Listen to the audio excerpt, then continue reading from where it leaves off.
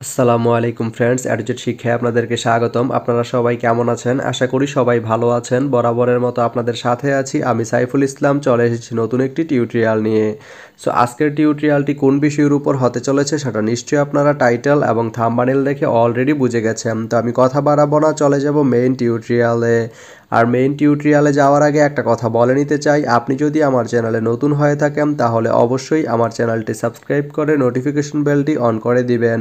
আর যারা already subscribe করে রেখেছেন তাদেরকে অনেক অনেক ধন্যবাদ। যারা আমার এই ভিডিওটি ফেসবুক থেকে দেখছেন তারা আমার পেজটি ফলো করে সাথেই থাকবেন। তো চলুন চলে যাই মেইন টিউটোরিয়ালে।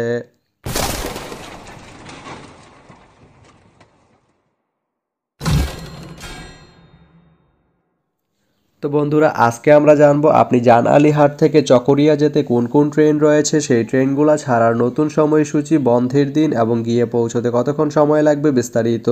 তো আমি যদি আপনাদেরকে ট্রেনের সময়সূচিগুলো বলে দেই, আপনি জানআলীহাট থেকে চকরিয়া যেতে শুধুমাত্র একটি ট্রেন রয়েছে, সেটি হচ্ছে সৈকত এক্সপ্রেস।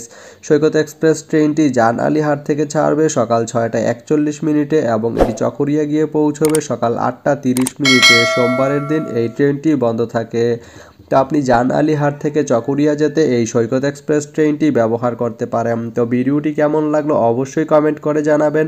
আর ভিডিওটি যদি ভালো লেগে থাকে বা আপনার কোনো উপকারে এসে থাকে তাহলে ভিডিওতে একটা লাইক করে দিবেন, কারণ আপনার একটা লাইক আমাকে অনেক ইন্সপায়ার করে নতুন নতুন আরও ভিডিও বানাতে। তো ধন্যবাদ সবাইকে ভিডিওটি এতক্ষণ ধৈর্য ধরে দেখার জন্য। ভালো থাকবেন, সুস্থ থাকবেন, অ্যাডুজেট শিক্ষার সঙ্গেই থাকবেন।